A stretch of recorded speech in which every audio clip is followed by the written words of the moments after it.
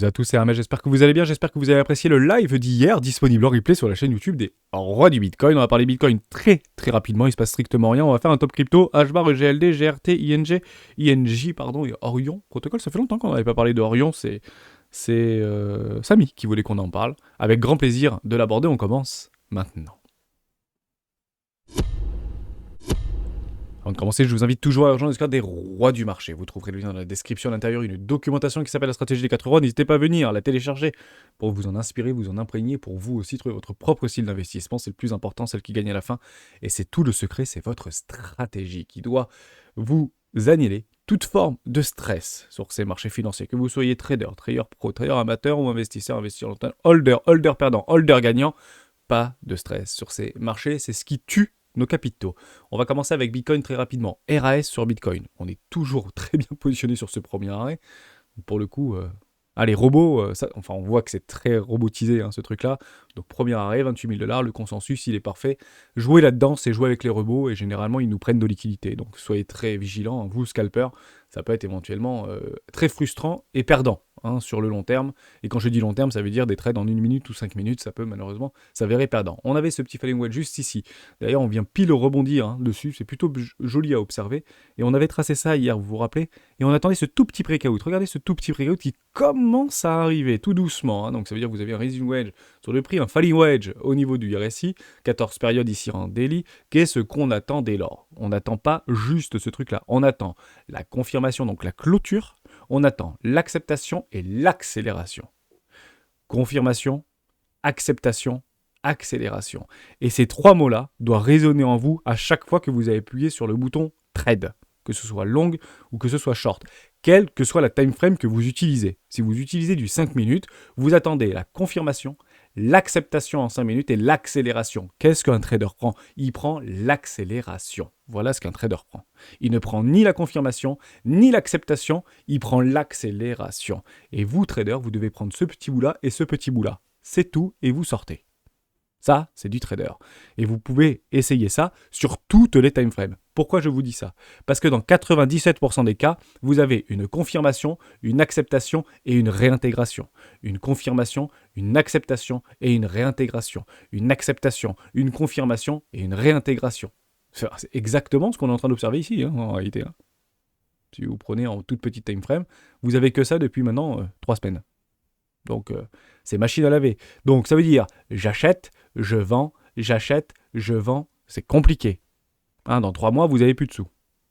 Accélération. Trader, prenez les accélérations. C'est dur, c'est compliqué, c'est difficile psychologiquement, mais il n'y a que comme ça que vous pouvez éventuellement en définir un rendement dit infini. Voilà, je voulais juste vous rappeler ça. Je pense que c'est très important. D'ailleurs, on en avait potentiellement essayé d'en encadrer un, puisque peut-être qu'on ne fera pas gagner tous ces acheteurs en levier x50 actuellement. Donc si on a une clôture, une acceptation et une accélération, on se positionnera peut-être dans cette petite box jaune ici, vers les 25 000 $. On attendra donc une rupture haussière, quels que soient les time frames. On prend ici le trade, on met le stop loss au-dessus et on va prendre au niveau du TP par rapport à la précédente résistance, tout simplement. Et qu'est-ce qu'on prendra nous traders, si ça se passe, je suis très prédictif, on essaiera de choper ça. On rentre, on sort, bonsoir. Et ça, c'est 99% du boulot d'un trader. Il regarde, il est derrière son écran, à strictement rien faire, il pose des lasers, et dès que l'alerte elle sonne, ok, peut-être un truc à faire. Qui sait? Et les opportunités, c'est tout le temps, partout, quels que soient les timeframes, bien évidemment. Mais tout le monde n'utilise pas exactement les mêmes timeframes ou les mêmes outils, tout simplement. On va faire donc ce top crypto, mais juste avant une toute petite news. Une petite news qui a fait beaucoup de bruit sur beaucoup de médias traditionnels, médias mainstream. Tesla, des vidéos très intrusives enregistrées par des caméras de voitures partagées par des employés de Tesla. Alors, est-ce que ça y est, Tesla va dans notre vie privée, prendre toutes nos données, nous regarde, nous écoute, quoi qu'on fasse, etc. Eh bien oui, mais c'est pas nouveau. Voilà, pour être tout à fait honnête avec vous. Donc on le sait très bien que toutes les données de caméra de Tesla sont enregistrées dans des big data pour parfaire et pour améliorer son autopilote. Tout simplement. Donc, ce type de chose sera toujours sous couvert de la sécurité routière. Quand Google nous écoute, nous regarde, nous voit, nous scrute, nous espionne, nous tout ce que vous voulez, c'est toujours sous couvert de la lutte contre le terrorisme. Est-ce que vous comprenez ça? Il y a toujours une cause et un effet. Et en fait, on arrive à se persuader que ce qu'ils font, c'est bien. Non, ce qu'ils font, c'est mal. Mais on le sait. Et on l'accepte, jusqu'à preuve du contraire. Donc ce type de choses n'aura aucun impact, en tout cas c'est ce que je pense profondément, aucun espèce d'impact sur le cours de Tesla, parce que c'est quelque chose qui est déjà connu, tout simplement. Alors pourquoi on le révèle? Parce qu'il y a peut-être une vidéo, je sais pas, j'ai vu passer éventuellement un enfant qui s'est fait renverser par une voiture sans gravité, heureusement, et ça a fait un peu le tour des réseaux sociaux, ça a un peu buzzé. Voilà, apparemment il y a quelque chose qui a fuité. Ce n'est pas nouveau. C'est quelque chose que l'on connaît, tout simplement. Donc il n'y aura pas d'impact sur le prix, tout simplement. Voilà, j'espère que j'ai été clair par rapport à ça. Donc ce type de news, en réalité, c'est ce qu'on appelle du bruit de marché. Ça, c'est du FUD. Mais c'est vrai. Mais le FUD a une particularité, c'est que c'est quelque chose qui peut être émotionnellement pris comme quelque chose de très positif ou quelque chose de très négatif, qui n'a aucun impact sur le prix. Ça s'appelle un FUD, qui n'a aucun impact sur le prix. Quand on explique que la crypto-monnaie est un danger pour la sécurité nationale et que le prix ne bouge pas égale FUD. Tout simplement. Si Joe Biden décide de bannir l'intégralité des mineurs et des cryptoactifs et tous les cryptoactifs sont considérés comme des securities, ceci n'est pas un FUD. Ceci est une news catalysante. Super important. Et honnêtement, je pense que ça fera chuter le cours. Mais pour l'instant, c'est pas le cas. Ok pour ça? Allez, on fait quelques petites cryptos des membres. RAS, rien à dire par rapport à... Ah si, peut-être un tout petit truc, je sais pas si je vous l'ai dit.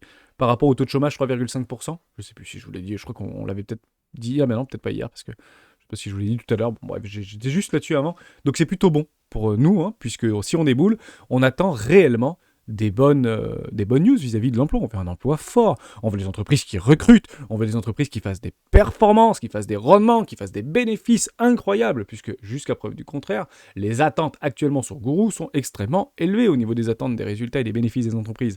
Donc ceci va de pair avec un emploi fort aux États-Unis. Et c'est ce qu'on constate.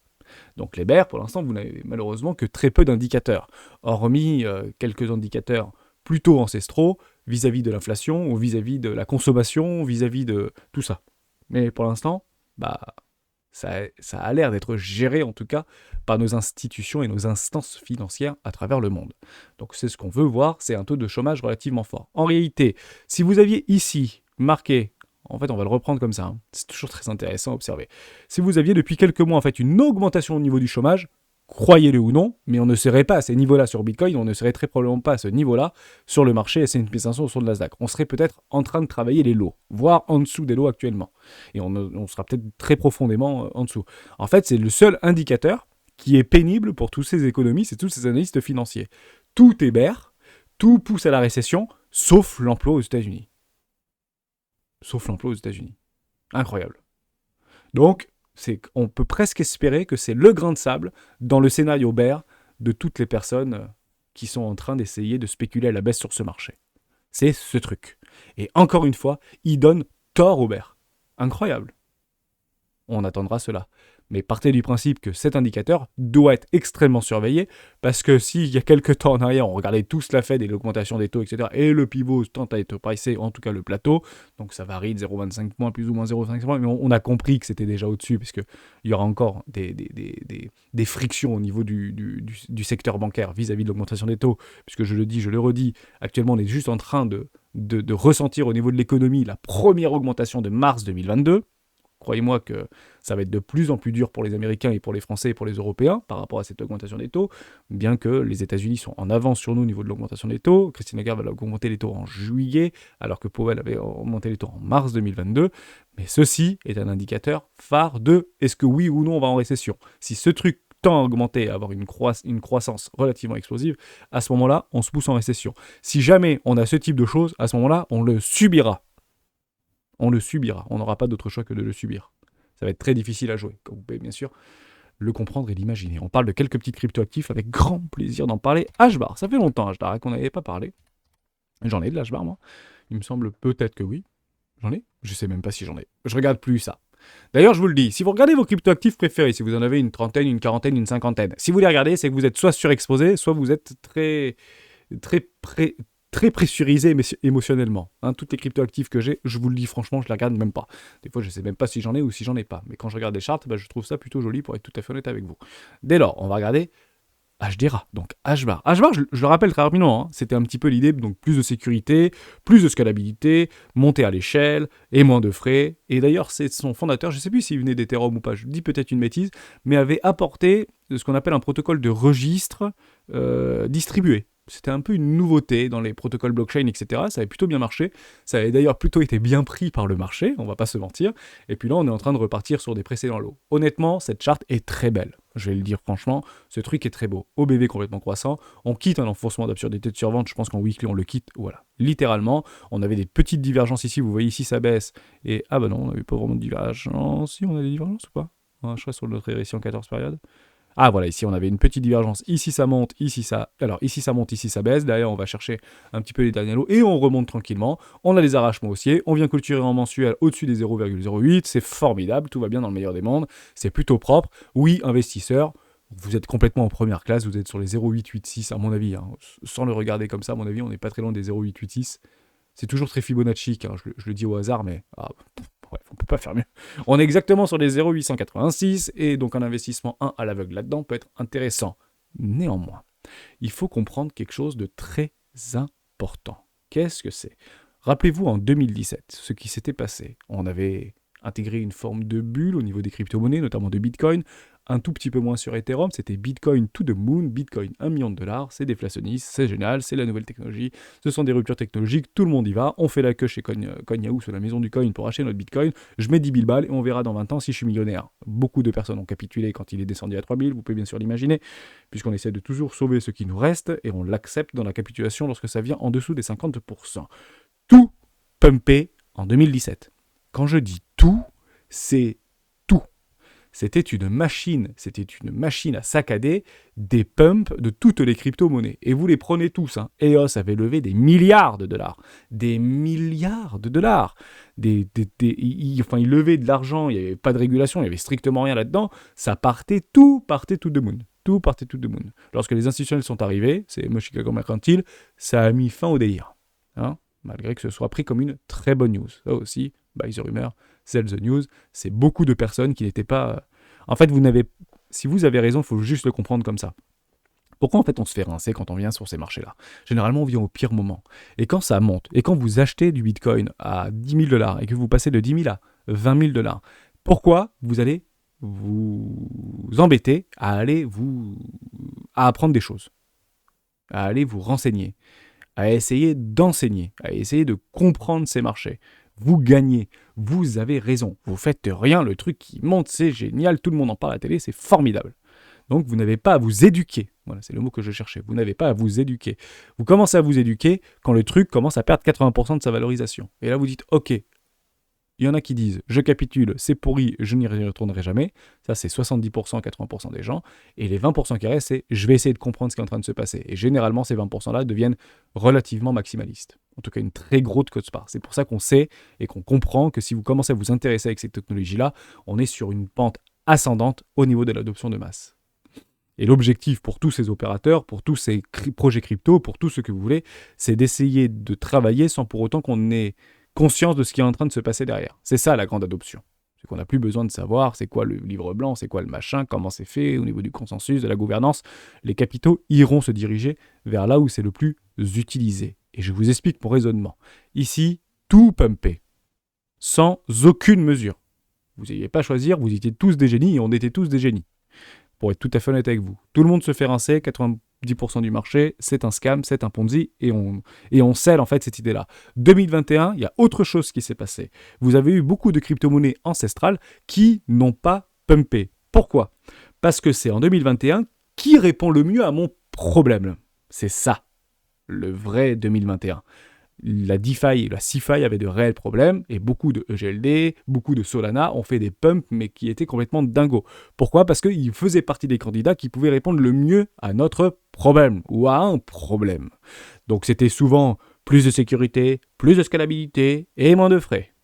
Plus de sécurité, plus de scalabilité, plus de décentralisation et moins de frais. Et ben moi, je fais 15 000 transactions secondes. Ah ben moi, je fais 25 000 transactions secondes. Ah ben moi, je fais 65 000 transactions secondes. Qui dit mieux? À ma droite, à ma gauche. C'est ça. Qui répond le mieux et a les meilleures capacités de répondre à mon problème. Bienvenue en 2021. 2025. Qu'est-ce que c'est? C'est qui utilisera le plus cette technologie? Qui utilisera le plus cette crypto-monnaie? Qui utilisera plus ce protocole? Qui utilisera le plus cette application? 2017, tout. 2021, qui répond au mieux à mon problème. 2025, lequel j'utiliserai le plus. Et c'est à ce moment-là qu'on crée des GAFAM. C'est dans les adoptions de masse où la concentration des capitaux se concentre avec l'utilisation de ces technologies. Je vous explique tout simplement. On repasse sur HBAR. Ça peut être une super crypto. D'accord, on va pas se mentir, c'est peut-être génial HBAR.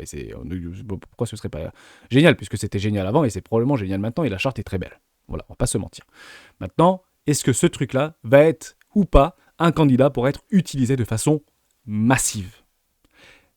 Il faut qu'il le soit, et je pense qu'aujourd'hui quasiment tous nos protocoles et tous nos projets sont capables d'emmagasiner et d'encaisser une montée en charge relativement forte. La question c'est pourquoi ceci sera utilisé et pourquoi l'autre ne sera pas utilisé.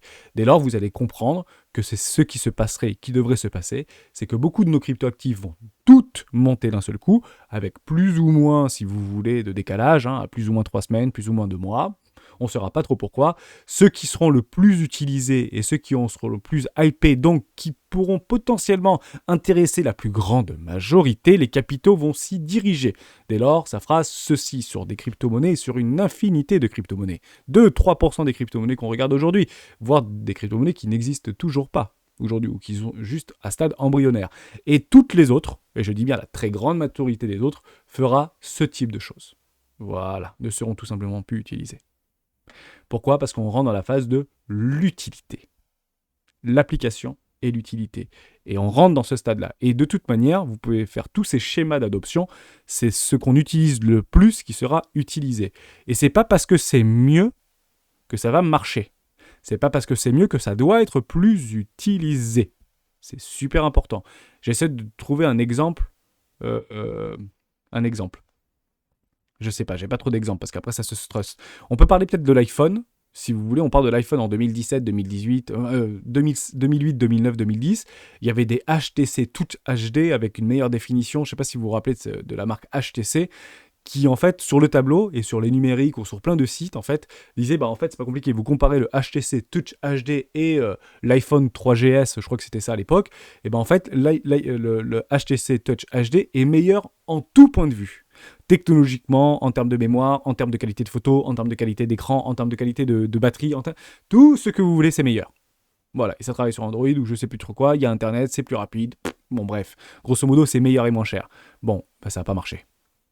Voilà, donc c'est pas parce que c'est mieux, que c'est moins cher, que c'est plus beau, que c'est plus joli, que le packaging est plus sympa, si ce n'est pas utilisé, si ce n'est pas acheté, HTC n'a pas explosé en bourse. Or, Apple, oui, tout simplement. Et aujourd'hui, l'iPhone représente 63% du revenu hard de Apple. C'est énorme. C'est pour ça que je vous dis et je vous redis, regardez les chiffres et les ventes au niveau de l'iPhone 14. S'ils sont pas bons, je pense que l'action en prendra un coup. Voilà. J'espère que j'ai très très très clair là-dessus. Je vous donne mon raisonnement, c'est encore très personnel. Je peux complètement gourer. Le seul problème, c'est que ça s'est toujours passé comme ça. Et c'est comme ça qu'on crée des géants, en fait. Tout simplement. Donc oui, il y aura des géants de la technologie blockchain. Et actuellement, les géants, c'est Bitcoin, mais on peut presque le mettre dehors, puisque il évoluera que très peu, et le but du jeu, c'est qu'il évolue que très peu, mais vous avez un sacré candidat qui s'appelle Ethereum. Et Ethereum, sur des ratios complètement logiques de capitalisation vis-à-vis des flux de capitaux, devrait au minimum atteindre les 13 à 17 000 $ sur les prochains cycles. Voilà.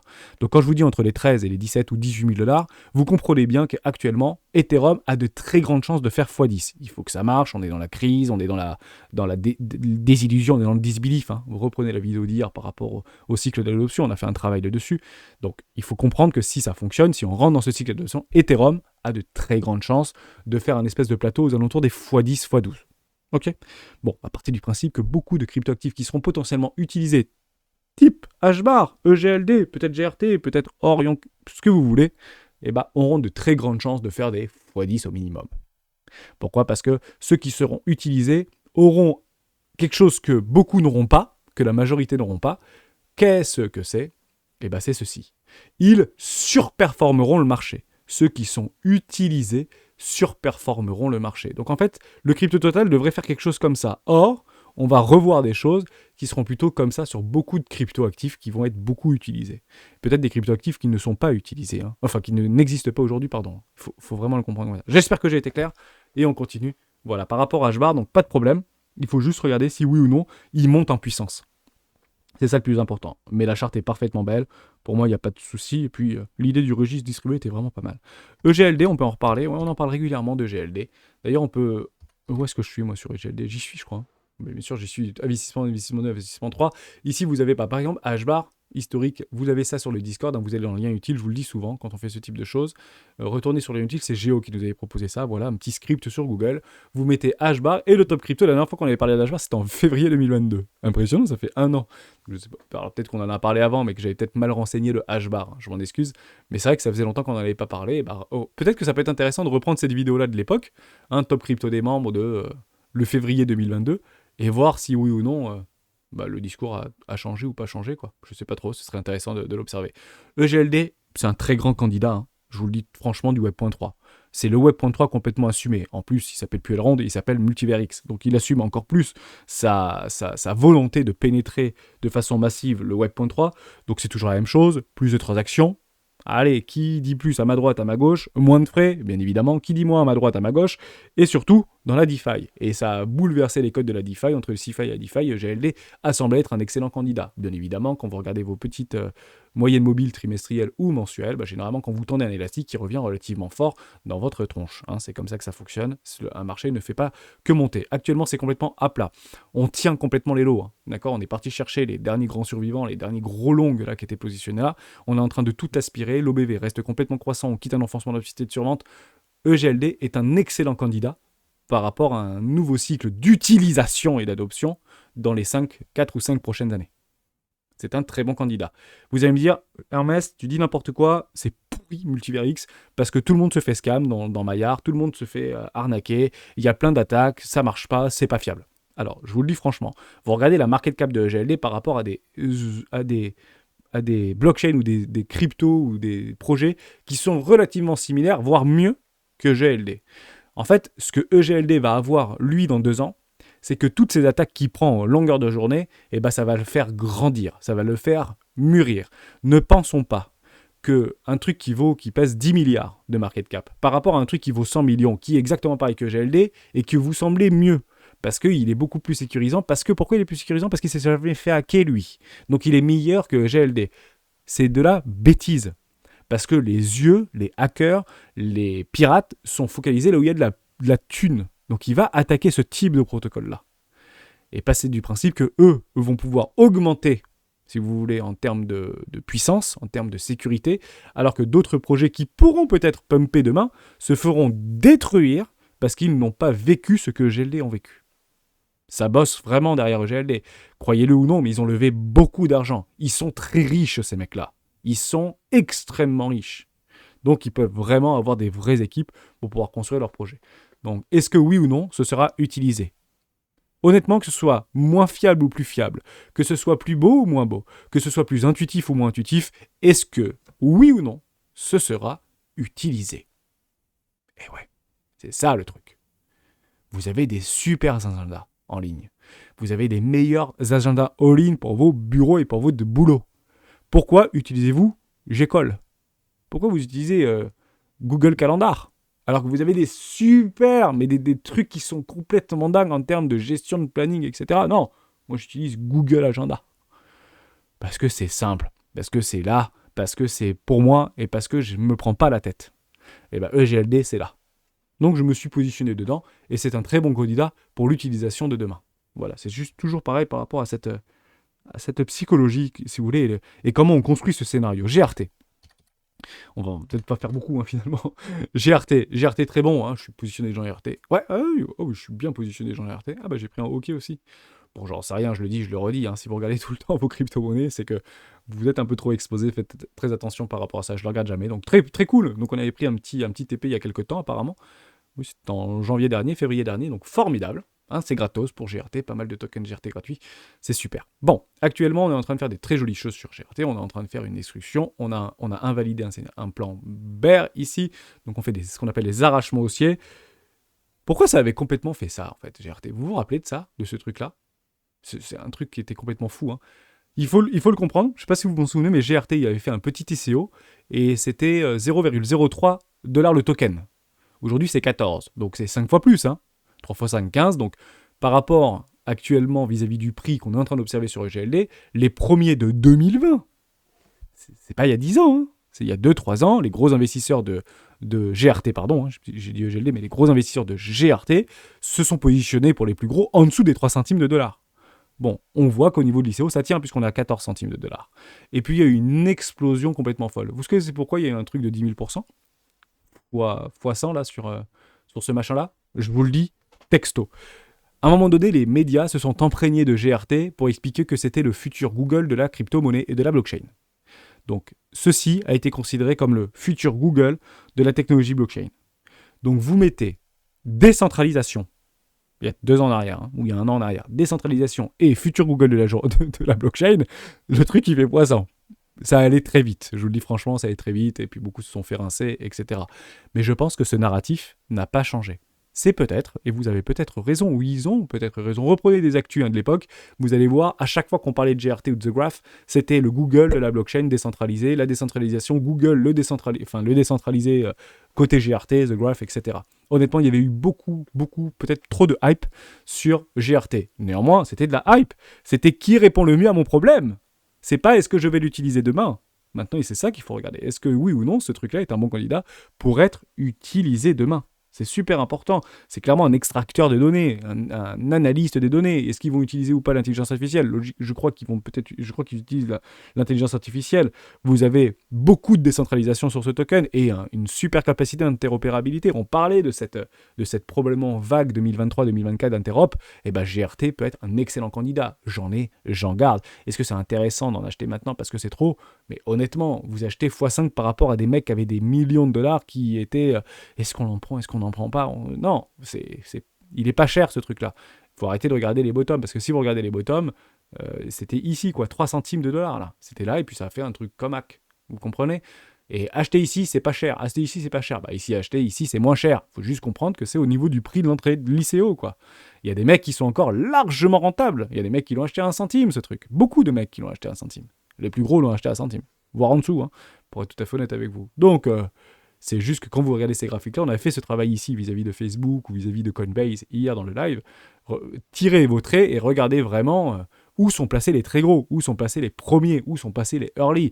Ça, c'est peut-être un retracement ou un pullback, hein, un peu violent, mais si ce truc est utilisé demain, why not? On peut regarder très rapidement GRT si vous voulez. Ici, The Graph, on y était. Combien de market cap? 1 milliard, on va quasiment tout diluer. Je ne sais pas si c'est déflationniste. Offre total, si, ça peut-être un petit peu comme Yelmi, je ne sais plus si c'est déflationniste. Mais bon, c'est pas grave, ça ne me dérange pas. Ok, voilà, 0,13. On est à x5, x4 par rapport aux ICO d'antan de 3 ans. Rappelez-vous les grosses phases au niveau de la bulle des .com vis-à-vis des purs players de l'époque, de ces startups qui avaient été listées. Ils ont pris moins 90%, alors que les gros, entre guillemets, étaient bien au-dessus de leur prix d'entrée. Même si Coinbase a perdu 90%, à partir du principe qu'il y a des mecs qui ont acheté l'action à 1 dollar, hein, ou à 2 dollars, ou peut-être 5 dollars. Non, ça y est, il faudrait peut-être regarder dans les papiers. Je sais pas si on peut le trouver, ça. Voilà, Gérald. J'espère que je t'ai aidé par rapport à The Graph, mais je le lâche pas, mon The Graph. Non, ça peut être un super candidat. Parce que j'oublie pas, en fait, ce qui s'est passé précédemment. Hein, moi, quand on compare quelque chose au futur Google de la blockchain, ouais, j'oublie pas. Maintenant, ce qui peut être super intéressant, c'est qui essaye de surperformer et surpasser The Graph. Et ce sera peut-être le bon candidat, le véritable Google. Parce que des Google avant Google, il y en a eu beaucoup. Soyez complètement sûrs. Hein, Google est devenu Google, mais il y a eu beaucoup de Google avant Google. Et peut-être que GRT n'est pas le bon Google. C'est Yahoo peut-être GRT. Je dis ça, mais j'en ai pas la moindre idée. On voulait parler de ING. Ça fait longtemps qu'on n'a pas... On a peut-être même jamais parlé de ING. Je ne sais pas, Waouh, on va regarder peut-être là-bas. ING, c'est qui? C'est Marsouf qui voulait qu'on en parle? Ouais. ING. Ingenting. Je sais pas si c'est ça, 5 dollars. Un petit cap, voilà, 80% des tokens libérés, 500 millions de dollars, pas de problème avec ça. C'est une jeune crypto. Ouais, 2020, ok. Ouh, ça pousse plutôt bien. C'est quoi son intégrateur? C'est un layer 2 sur Ethereum. Protocole d'une révolutionnaire qui vise à échanger les devises de réseau décentralisés gérés publiquement. Ok. DeFi, alors. C'est clairement DeFi ce truc-là. Ouais, ok. Bon, complètement DeFi. Je lis rapidement. Il faut regarder DeFi, décentralisation. Et qu'est-ce que ça apporte? Ah oui, d'accord, c'est pour les exchanges, etc. D'accord, donc ça permet de concentrer par rapport au manque de liquidité qu'il y a sur les exchanges. Ah, ben c'est formidable. Ok, pas de problème avec ça. Qu'est-ce qui rend le protocole unique? Résoudre des problèmes du monde financier grâce à la nature décentralisée de l'exchange blockchain, permet une organisation financière décentralisée. Ok, donc tu prends tous les échangeurs, tu réunis les cartes d'ordre, ça me parle. Peut-être qu'on en avait déjà parlé il y a très longtemps de ce truc-là. Est-ce que c'est bon? Bah en tout cas, ça a l'air de fonctionner. De plus en plus d'exchanges vont se créer, de plus en plus d'exchanges donc vont devoir utiliser ce type de protocole pour pouvoir subsister, pour remplir les cadres d'ordre par rapport aux makers et takers. Donc apparemment, ça a l'air d'être bien pris. Peut-être qu'on est en train de juste préparer ou de pricer le futur bull run, parce que les gens vont se jeter en fait sur les échangeurs. C'est ça qu'il faut vraiment comprendre. Hein. Alors oui, on dit qu'est-ce qui va être utilisé, etc. Oui, mais ça c'est après. Hein, c'est 2025. On est en 2023. Là, on est juste début 2023. Donc on va regarder c'est long. Hein, c'est un long processus. Hein. Et on va essayer juste de nous regarder qu'est-ce qui se décroche le plus de l'un ou de l'autre. Donc peut-être que là, on est en train de pricer un retour de bull run ou un retour du public par rapport à des échangeurs qui sont en train de se multiplier, qui vont peut-être investir des millions, voire des centaines de millions de dollars dans la communication, et ils auront peut-être besoin de ce protocole-là, donc ce sera probablement utilisé demain. Est-ce que ça va durer dans le temps? Est-ce qu'il y aura peut-être d'autres candidats qui vont le remplacer? Mais en tout cas, plutôt pas mal. Mais personnellement, je prends vite mes profits là-dessus. Donc si tu es, j'espère que tu as pris tes profits, puisque ça a quasiment fait x3, x4 là. Hein, par rapport au... Alors je sais pas où tu es, mais prends des profits hein, en dessous des premiers arrêts. En tout cas, essaye de le faire. Hein. Je ne sais pas si on peut le retrouver autre part du mini Coinbase. Non, bah ça vient d'être listé, donc apparemment il y a un truc qui s'est passé sur ce machin-là, si ça vient d'être listé sur un mal de trucs. Hop, 16, ouais, c'était là-haut, on va le retourner là. On va regarder, hein. On va dire que ça c'est le top. Voilà, on est quasiment sur le premier arrêt, 7 $. Hein. J'espère que tu auras la possibilité de prendre des profits sur les 7 $, hein, par rapport à la stratégie des rois. Marstov, si tu suis la stratégie des rois, mais après ça peut partir to the moon, hein. Je ne dis pas du tout le contraire. L'utilité. Il n'y a que ça qui compte. Orion Protocol. Ça fait longtemps qu'on n'a pas parlé de Orion Protocol. On finira la vidéo là-dessus. J'espère que je vous aurai aidé. Business Service. D'ailleurs, je t'avais posé la question dans YouTube. Je ne sais pas si tu m'as répondu. Indico offre à ses participants la possibilité de rembourser n'importe quel jeton. Ils ne sont pas satisfaits de la performance du projet. Aïe, aïe, aïe, aïe, aïe, aïe, aïe. Alors, est-ce que vous avez été remboursé? Je t'avais posé la question. Ça en est où là du remboursement? Parce que honnêtement, la performance du projet, c'est pas top. Eh ben si, c'est top en réalité. C'est top, il est bien ce projet. Orion Protocol, c'est plutôt pas mal. On a l'impression que c'est parti to the moon, donc faut le regarder, hein, Dico, etc. Je pense que ce sera probablement business service utilisé par beaucoup. On parle d'utilité, on parle d'adoption, on peut parler d'Orion Protocol. J'ai juste envie de vous montrer quelque chose de très intéressant. Boum, on va passer là-dessus, on va passer en daily. On a un OBV complètement croissant. Des volumes qui sont de plus en plus croissants, une augmentation au niveau des volumes, un prix qui baisse, des divergences, je les compte même plus, des divergences qu'il y a sur Orion Protocol. Vous vous rappelez, il y a peut-être 6-7 mois, je vous avais dit, ce truc-là est le candidat ou fait partie, je ne dis pas Orion Protocol, je ne dis pas ORN, hein, je dis peut-être d'autres trucs. Je ne sais plus de quoi on avait parlé à l'époque, vous me le redirez dans les commentaires, mais vous vous rappelez qu'on avait dit, ça c'est un bon candidat pour faire un bon petit pump de plus 30 ou plus 50% ou plus 100%, et puis on avait dit, waouh Hermès, c'était incroyable, etc. Bon, bah je redis exactement la même chose, donc ça ne l'a pas encore fait, mais ce truc-là est typiquement le bon candidat pour faire des bons petites performances, des belles petites performances. Bah, c'est juste ce que je vois. J'ai l'habitude de voir ce type de choses. Hein. Vous avez des magnifiques divergences en daily qui sont en train de se mettre en place. On attend juste un retour très fort des volumes. Peut-être que Bitcoin aura les directions, mais si Bitcoin s'effondre, ce truc-là s'effondre. Hein. Ou pas, hein, ou ne fait strictement rien. Mais on est dans ce cas de figure-là. Et je vais vous dire pourquoi, en fait. Et ben en fait, c'est un bon projet par rapport à ce que les participants ou les initiateurs de ce projet avaient dit vis-à-vis de si vous n'êtes pas satisfait de ce projet. Est-ce que vous savez à combien était l'ICO de Horn?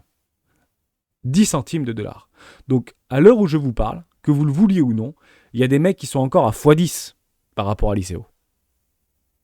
Voilà. Donc, c'est un super projet qui est très performant. Partez du principe que ceux qui y croient à ce projet, ils l'ont acheté à 10 centimes. Donc, j'imagine qu'ils ont pris des x100 ou... Enfin, ce truc-là a fait... Vous faites 10 centimes, vous allez le monter au ciel. Ça fait beaucoup, hein. Hop, allez-y. Bon, vous avez compris le truc, hein, plus.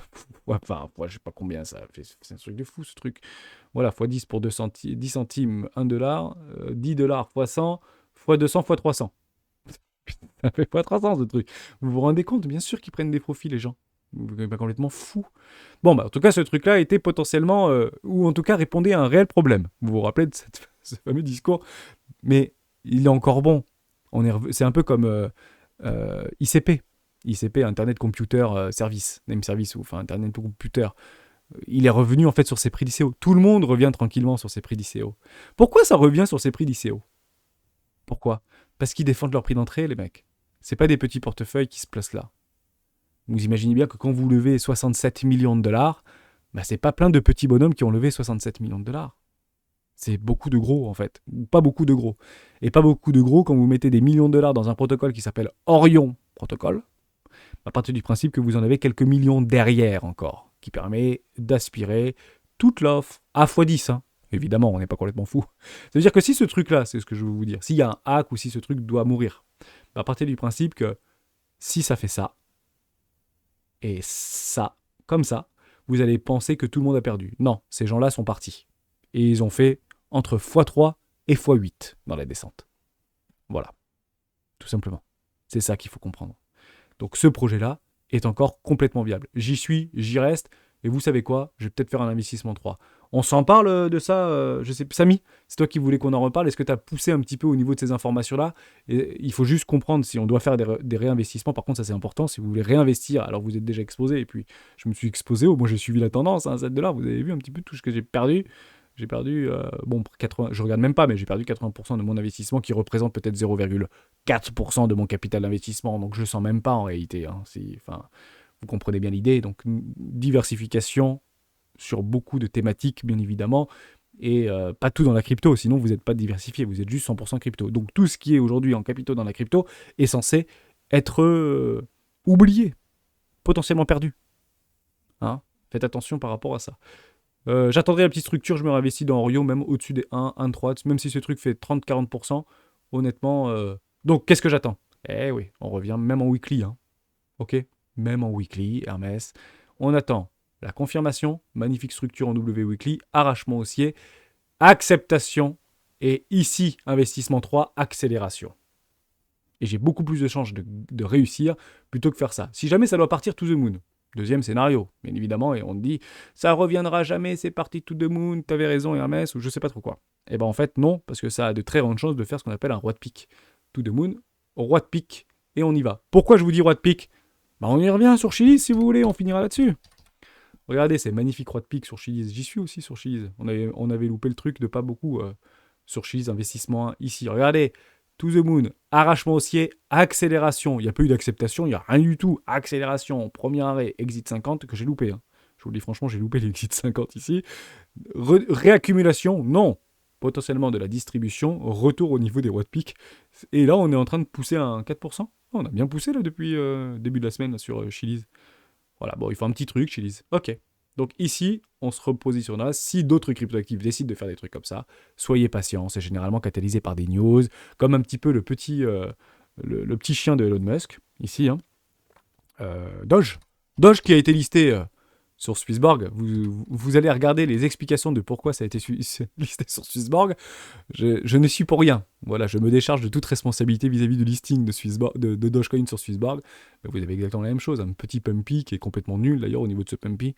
Bah, en fait, c'est juste on va chercher les retardataires ou le fameux dernier arrivé, premier sorti. Ici, ça peut être intéressant et en avant. D'accord, c'est ça que j'attends moi sur Dogecoin. Il est bien Dogecoin. Et puis si ça le fait pas dans une semaine ou dans 3 semaines, bah, ça le fera dans 3 ans. Bah, c'est pas grave, j'y serai là et je vendrai pas mes Doge parce que j'ai. Tant que mon scénario n'est pas invalidé, je le tiens. À quel moment mon scénario sera invalidé? Quand on reviendra sous. Ça va vous faire peur, mais c'est comme ça. On va passer en logarithmique, sinon on le verra pas bien. Mais si on revient chercher sous les 0,006, pour moi c'est invalidant. Voilà. Donc ça fait une sacrée perte. Hein. Ça fait moins 90%, moins 92%. Tant que ça ne fait pas moins 92% supplémentaire, pour moi, on y reste. Voilà. Vous avez vu ce volume-là qu'il y a eu, c'est incroyable. Hein. Donc là, il y a un petit trou quand même dans le volume profile, on pourrait revenir sur les 0,1,02. Hein. Ça, il n'y a pas de problème. D'ailleurs, je rachète ici. Investissement 2 sur Dogecoin. Vous penserez à moi si c'est à 0,02. Donc si ça perd, je suis actuellement ici, donc je suis en gain. D'ailleurs, j'avais pris un exit 50. Hein, donc j'ai des Dogecoin gratuits. Hein, je dois avoir, je sais pas, peut-être 5, 6 000, 10 000 peut-être. Ouais, 10 000 Dogecoin gratuits actuellement. Et ici, voilà, si ça perd moins 70%, et ben les profits, je les remettrai là. Je double mon investissement à moins 70% supplémentaire. On a le temps chez les rois. On est là pour 8 ans, pour 9 ans encore. Merci à tous et à tous d'avoir suivi cette vidéo jusqu'au bout. J'espère que j'ai été clair. Mais la moralité de cette vidéo et ce que j'ai vraiment envie de vous partager, peut-être essayer de me pousser ma réflexion dans les commentaires si vous n'êtes pas d'accord avec moi, ce que vous attendez peut-être de différent.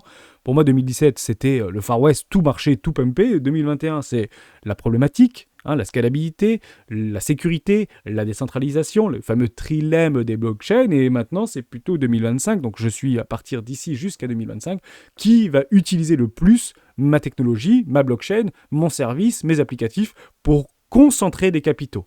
Et c'est ce que Phil d'ailleurs de ProIndicator peut expliquer en forme d'investissement en K ou de retour en K. C'est-à-dire qu'il y en a qui pump, retour à la moyenne, il y en a qui font ça, 1K, et voilà, un espèce de retour en K, quoi. C'est ça qu'il explique. Bon, moi j'essaie de l'expliquer un petit peu différemment par rapport à l'utilité. L'utilité. On rentre dans l'adoption. L'adoption, c'est l'utilité. Si c'est pas utilisé, c'est pas l'adoption. On l'adoptera pas ton truc s'il est pas utilisé. C'est que du bon sens. Merci beaucoup. Ciao.